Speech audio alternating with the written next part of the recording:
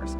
Coming up next, Focus on the 46 with Senator Bartolotta. Good morning, campers!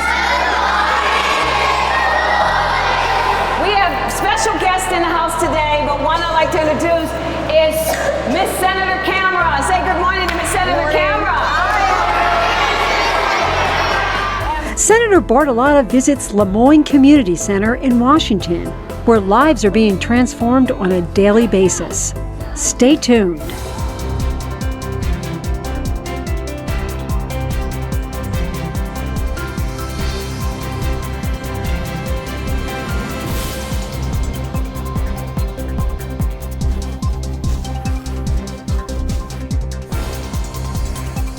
Hi, I'm Senator Bartolotta with District 46. Thanks so much for tuning in. And I just wanted to share with you an incredible person that I've become friends with. She is the jewel of Washington County, right here in the heart of it, which is the city of Washington. She is Miss Joyce Ellis, and she runs the LeMoyne Center. Nice to see you, Hi, Joyce. Senator. How are you? How are you? Thanks for coming to our center. Absolutely. And can I share some things with you here? Absolutely, please. This is one of the projects that our kids are doing. Now, we have 4 age groups of kids. Our K1 or kindergarten first grader, and they're the orange group. So we had them sign theirs in orange. They made these out of handprints. Yep. And then our second and third, they took little pieces of mosaic and made little individual designs. So we wanted each of the kids to have a part of being a part of this project. So years from now, they'll say, I did this one. They've actually brought their parents and say, Mom, this was mine. And they came up with their own design. This is 4th, 5th, 6th, and up, and those are the 4 colors that the groups represent. When I first got here, there was all kind of gang graffiti, all splattered all over the wall. So we had to take the lemons and turn it into lemonade. And how long have you been here? This is my 6th year. Okay. So the center started in 2009. Right, and when you first got here, it was in a lot of a really bad shape. Okay, it was beyond bad. Okay, it was devastated. It had been closed for 4 years. Oh gosh. There was a fire first, and then a flood. Oh, my Too bad it didn't happen simultaneously. The fire could put the flood. You know, but it was horrible because what was inhabiting the building were drug dealers and prostitutes. Oh my, yeah. And it was evidence of it all over the place. Oh boy. All the windows were busted out. So when I first came in, you know, I was like thinking this isn't even real. I'm the least likely person. God called me, a dance teacher for 37 years, to come and restore a community center. And I didn't grow up at this community center, so there was a lot of opposition from the black community. They didn't feel I was the person. Right. Or I was not accepted. An outsider coming in. Yeah, to to them it was really strange because they saw me as, quote, Joyce Ellis, the dance lady. Okay. So it was a really uphill battle to get them to get on board, to believe in the mission that God put in my heart. And so this is one of the things. so much in those 6 years, and I'm really excited to be able to share that with everybody. Well, thank you. Well, can you imagine a building sitting dormant for 4 years? No programs, no kids, no funds to run a program. No one wanted to touch the LeMoyne Center because of the devastation, because of the drug dealer activity all through the whole community. It was decimated with it. So we had a blighted building. It was an incredible journey, but I had to trust in what God's vision was. And when we came here and we had the fire, we painted over the remains of where the fire was. And I want to take you up these steps so I can show you another project that we started working on. This was to restore the history. And this actually was the start of our historical part. You got to see the top of the building here that they saved. And so there was fire was all on the top, and so we started with 1926. And so a part of the education here is that our kids are learning in 1926. This came from Robert Forrest, and that's where the road Forrest Avenue came from. 1930, Miss Pearl Harris came here. No one gave her a teaching job, and she decided to take the kids on her own. When they got to school, the school said, well, how did you know how to read and write? And Miss Pearl Harris said, I wanted to give them a head start. Now that word Head Start did not become a national word until 1969, but in 1956, Jackie Robinson and Branch Rickey cut the ribbon here. So it was really a great opportunity for the community. 1969, Community Action was born out of the LeMoyne Center, the concept of the kids here. So we started that Head Start. There used to be a pool that sat in that parking lot, and that pool was the only swimming pool that African Americans could swim in all of Washington County. Wow. The next pool was Allegheny County. So when I'm giving the kids the history, the kids said, well, Miss Joyce, what do you mean we couldn't go to the Washington Park? And I said, nope. Not until about the 80s could they go to the park. And then in 85, 2005, they closed the pool because there was a lot of craziness. They weren't taking care of the pool, so they closed the pool. And that I thought was a travesty. 2004 is very symbolic because that was the year the LeMoyne Center caught on fire. And then it sat dormant. 2008 is when God called me here to come and to bring back the LeMoyne Center. And in 2009, started our programs, Camp Challenge, Homework and More. We had no funding to start any of them, just a wing and a prayer. I had hoped I would get like 50 kids. The first day we got 98 kids, and it has been going strong. We have over 200 kids in the camp. 3 weeks ago, we had over 100 kids on a wait list. Jeez. And that to me is so, and somebody said, well, how come you had a wait list? We don't have enough instructors, so the ratio, our ratio is a little higher than I want it to be, but I wanted to give the kids a chance to explore Camp Challenge. And I came up with the concept of Camp Challenge because in 2008, when I was sitting here and the building was decimated, I heard these girls, they were fighting out front, and I ran out of my office, and I'm like trying to separate the girls, and I said, what are you doing? I said, I need to challenge you kids. I need to challenge you to do something with your mind, do something with your heart. And then I went home and Camp Challenge was born. So we always take those lemonades, lemons to turn into lemonade. Right. And then in 2010, the new addition was built that brought community action back here. Okay. So that was a part of a stimulus grant that Obama has set aside. Right. So our county won that, and we were excited about that. And then in 2015, we started our first connection to education. This summer, our kids, if they were behind in school, as long as they're coming to Camp Challenge, will be able to moved to the next grade because summer school is built into Camp Challenge for the educational curriculum. Right. And you were telling me that there were some local schools that wanted to send their kids to you because you've got such an effective program for summer school. Yes, our program has been so effective that in the beginning, we knew we were doing something great when the DA, the city police, the police of East Washington, and the state police all contacted me individually and said, what is happening there? The crime rate is going down so significantly that we notice it. Yeah. Well, we're challenging the youth. We're taking them out of the realm of what they're used to doing. They have I call it the generational curse. Grandparents who live there, great-grandparents who live there. We want them to see the world beyond their community. Right. So we take them into Pittsburgh on field trips, to museums, to events, so that they would normally not get that exposure, but they'll know how to coexist. Exactly. And a turning point for us was last year I hired 4 campers. Well, I call them campers. They started as campers. They went on to college, and they're hired back as college instructors. Wow. Now, would they have ever had a shot of going to college before coming here and going through your program? No. The inspiration has been phenomenal. That's what's so important about spreading this word as far and wide as we possibly can. Yeah. All the different programs that you provide to all of these kids in this whole community, and the word is really spreading. That this is the place to come if you really want to get a big step up towards a much, much better future. Yes, oh yes. And what is so significant is we only hire instructors who are going to college. And that sends a subliminal message out there. Yeah. And the other thing, we get people who say to me, well, you have all the bad kids. I said, no, I have kids with bad choices, but I need to level the playing field to give them the good choices. If we took those same group of kids and put them in a community, a thriving community, like Upper St. Clair or Peters Township, our kids would fare better. Right. But they don't have those. There's barriers. Then when they put this fence up, this looks like prison fence. That sends a message to these kids. When I came here, there were no apparatuses, there were no swings, no basketball hoops. So they feel like they're encaged in. Right. And that's the mentality. So people always say to me, well, the people over here at the projects are lazy. They're not lazy. There's an entrapment there. And for them to aspire to get out is not as great because no one puts these goals in front of them. Right. And I want them to dream a dream, to achieve it. I started my first dance class at the age of 16. We couldn't afford for me to go. So I know poor, because I was there. Yep. And then at the age of 16, I started my first dance studio. Wow. I was still in high school. Everyone says I couldn't do it, but I had to trust and believe. So this is just an idea of what we're going to do, and you're going to get a chance to meet some of our kids, and they are from kindergarten up to 11th grade. And they come from all over. We have them from Allegheny County, from all of the school districts, Vela, Burgerstown, Charleroi, Washington, Canumack, Trinity, all the school districts, and they come together. We have Asian, Hispanic, Black, and mixed. Now what's so strange, and white, I'm sorry. What's so strange is our mixed population is overcoming our Black population. Really? Huh. Our straight Black population used to be at 55%. They're down to about 38. are mixed population. So you have the kids who have a white parent and on one side, that's what's overcoming. So we see the complexity. Our Asian population is exploding, but our Hispanic population has increased because of the Marcel shells. Okay. So we see that influx of people moving in.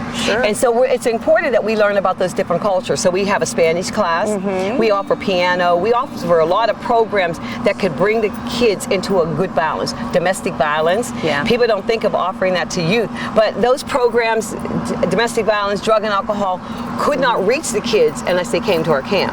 Because they have great programs, but no one was going to them. So I said, bring the program to us. We're inside the LeMoyne Center, and we're going to be talking to Miss Joyce about all the things that they do in this particular facility. And she has a very special person she wants to introduce us to. This is Miss Hazel Lewis, and Miss Hazel is a part of our foster grandparents program. And the reason why we have them on board is because most of the kids are being raised by grandparents or aunts, and they don't understand what a real grandparent, how they function with the nourishment, the encouraging words.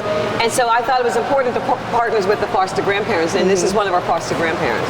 So I bet the kids love you. Oh, yeah. Oh, I don't know. Yes, they do. Yes, they do. I'm sort of rough on them at times. Good. That's what grandparents do, don't they? That's exactly you right. have rules and you have to abide by the rules. That's right. I let them get away with something. Oh, well, now I have an issue. No, I'm just kidding. But we want them to understand the rules because that's what the real world has, are rules. Right. And if we do not implement that in the program, then we've lost our battle. Right. So that's important. And she's great to work for. Oh, I bet, yes. You see the doll baby. I know. Okay, they're trying to be nice, but I'm a taskmaster because I don't allow anything to go by. Like the place, I want it to look clean always. And you're going to see hundreds of kids in here. Yeah. And I tell them we might be in the hood, but our building doesn't have to look like it. So we teach that kids that mentality. Pick the litter up. Right. Put it in the trash. So they're learning those things. And I said to the instructors, you'll see them eating here. We expect the kids to clean up. We got to teach them that. They don't learn how to clean up early. What are they going to have later on in life? These are some of my camp instructors, and each one of them they go to a different college. Some of them have graduated. We have Mr. Ryan here, who's one of our oldest camp counselors, and he is a adjunct professor at W&J, along with a 5th grade school teacher at Washington Park. And he has been here for one of the longest. Another one of our supervisors is Sonny, and he just graduated from Cal U. Kent State. So each of the colleges that they go to are different. Some of the instructors that grew up through camp, Dominique was in camp. She started in 2009 in camp. Raquan started in camp in 2009 along with Indy. And Lord Jesus, we're on our 7th week, and we are asking for that extra anointing and nourishment, encouragement from the instructors so that they can go out and empower our youth. We need you, Jesus. We need your guidance. We need our eyes to be open wide so that we can become a vigilant and do your will here on this earth. In Jesus' precious name, amen. The things you took on the wall, our kids came up with these sayings. We wanted them to tell us what they wanted to feel.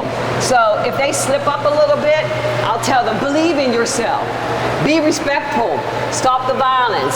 Every one of the kids we have coming to camp, with the exception of maybe 20, have not been directly affected by someone who died within the last year. Oh, wow. 20 might not have been affected. When I mean affected, they knew the people personally. Right. And one of the little girls that came to camp just died 2 years ago. She ran to her mother's bedroom because she heard gun violence. She was shot in the head. She was only 10. That really affected us. But it was also scary because our kids didn't know how to receive that. Our world is so reality that they can go on and play these reality games and come back to life. Yeah. Oh, yeah. Right. They just don't get it. It didn't. Right. And that scared me even worse. And I kept saying, Tanaya's not going to be with us anymore. They're like, I know. Where do you think she is? Well, so we try to talk to them, give them that guidance, and we've only seen a few of them actually cry. They're desensitized. Right. And that scares me. scares me. So, you know, we try to keep that bright spot and tell them to just believe that what they can do, they can achieve. That's my motto, is believe. And even my instructors, when it gets tough for them, I would say, look, I need you to believe. This is going to be a rough road, but if it was easy, everyone would walk down that path. That's exactly It wasn't right. easy when I first came here. Right, and So, look what you've accomplished in just a short time. because I wouldn't let the naysayers tell me, or I didn't stop believing. I'm not going to say it was easy, but I kept believing. So go ahead, open up the doors.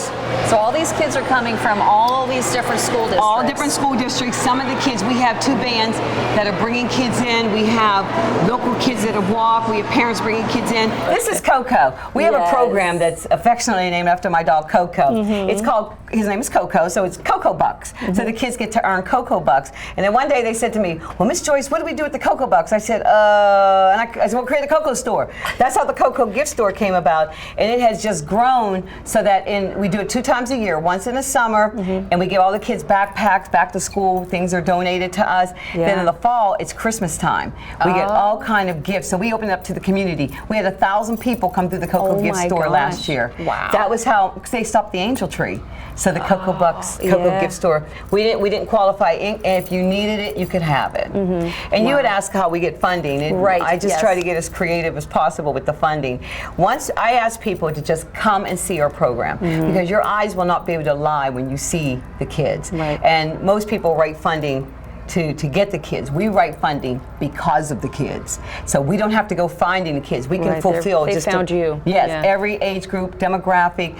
We serve every ethnicity. So we have an open game here when it comes to funding. And we also have a new program called NutriFit. So we've covered that gamut to help teach about healthy food. Explain that a little bit. Well, NutriFit is nutrition and fitness combined. And lots of our kids do not get an opportunity to get real good fresh fruits and vegetables. And I was excited because the school district started promoting the healthy eating. You'll get a chance to meet Dr. DeLorenzo in a few minutes. And that healthy eating is so important because I have found that when we feed our kids a healthy, balanced meal, their minds function better. And just think about when we get hungry. Don't we get irritated? Oh, yeah. Yeah, well, you can't concentrate, and you're tired. Yeah, just like that commercial. Oh, you're not yourself, you need a Snickers. Well, we don't want to give them a Snickers bar, but we give them nutrition. That's right. And we know it's working when parents come to me and say, Miss Joyce, what's an asparagus? And how do you put it together? And then we have a garden out back, and we dug up some potatoes. And I said, now we're going to go take these eat. And they're going, ew, we're not eating those, they're dirty. And I'm going, we're going to wash them. No, Miss Joyce, we're not washing those, they're dirty. They came out of the ground. Yeah, they have no idea where food comes from. By the time we got back to the camp, they had infected everyone. Don't eat those things, they're dirty, they came out of the ground. I said, where do you think potatoes come from? And they're like, not from the ground like that. They come from aisle 7. Giant Eagle. That's where they come from. So that was one of the things to give them experience. You're opening up the world in so many different ways. With field trips, with different experiences, with meeting different people, with foods, with different activities, music, and all of those things. But one thing, we were speaking about food and nutrition. Tell me again, what's the statistic for the city of Washington for the percentage of children who are on either assisted lunches or free lunches when they go to school? 79% of the children in this area get free lunch when they're at school. Dr. D can confirm that with you. And we need to pay close attention to that for a few reasons. And Washington School District is one of the few school districts that do not cancel because of inclement weather. The kids go a lot, and I like that because that is the meal the kids will get. So when the school cancels, and last year we had some school districts cancel 3 days in a row, and then it went to the weekend. So that is a total 6 days that those kids went without eating. Washington School District has their high school students walk, and their elementary students are bus, so they don't cancel as much. So we're thankful for that, and the kids get their meals. So when they're not going to school during the school year, you have an incredible program that I was lucky enough to share with you the last time that I came. Through your summer feeding program, you feed about 150 kids a day when they're not in school. That is just amazing. So now, why don't you tell us a little bit about your tutoring program? The homework and more.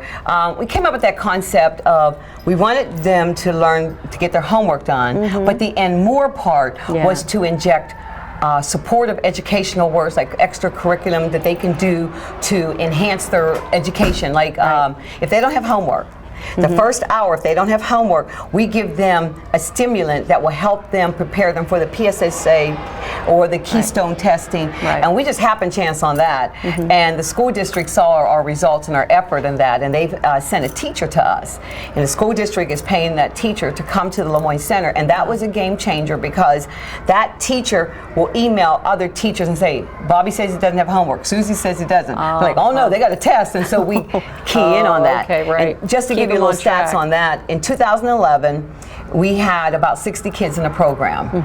Over 40 of those kids had a D or an F.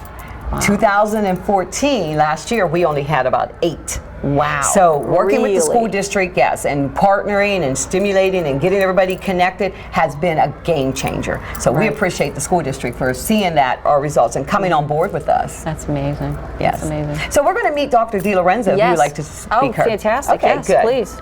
This is Senator Camera. Yes. Hi, Dr. D. Nice to see you. Thanks so much for coming down. Certainly. Yeah. Tell everybody who you are. So. Roberta DiLorenzo. It's my privilege to be superintendent of Washington School District. This is my 16th year as superintendent. Wow. Terrific.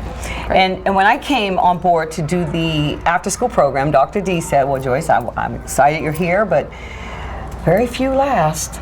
Right, we've been working for many years. Obviously, we have school-based programs, after-school, summer programming at the schools. Right. But we have been working across over the years on numerous efforts to get neighborhood centers because it's just, again, children and families are more apt to go to close proximity. They may feel more comfortable, and that additional programming has to look a little different than traditional school. Our own programs look a little different, but we have been strongly supportive of any of the neighborhoods, school academic centers, homework centers. So Joyce has been one that has sustained over time, and we have had some challenges sustaining them in other areas. And people ask me how. Creativity, you know, winging a prayer and just...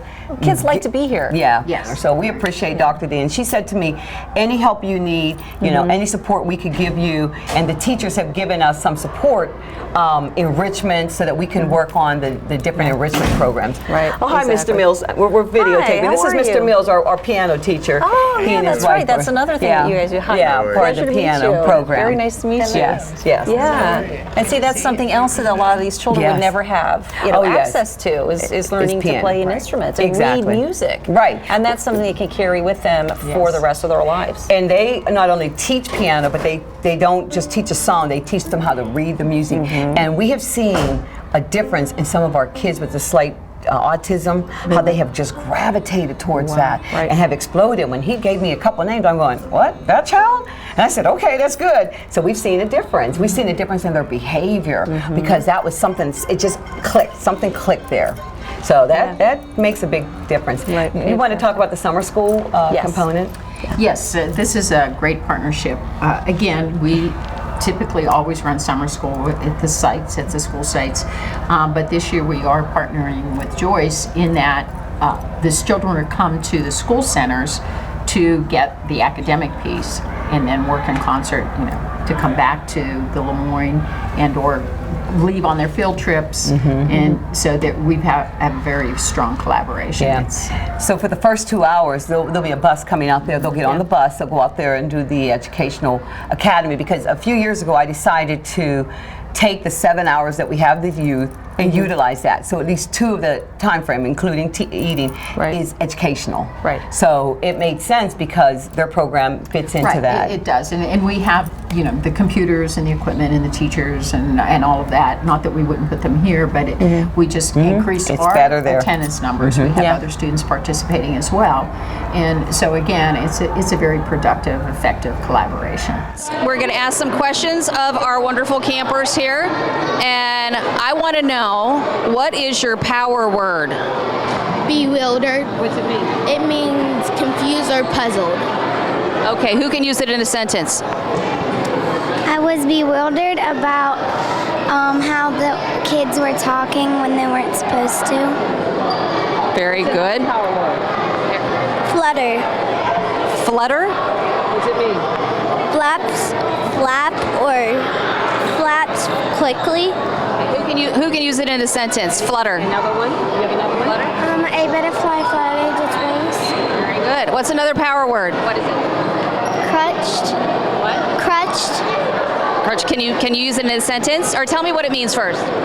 It means when it's hanging droopy or it's soft as a pancake. Very good. Wow. Are you remembering all these power words every time you learn them? That's excellent. Do you remember any of your power words?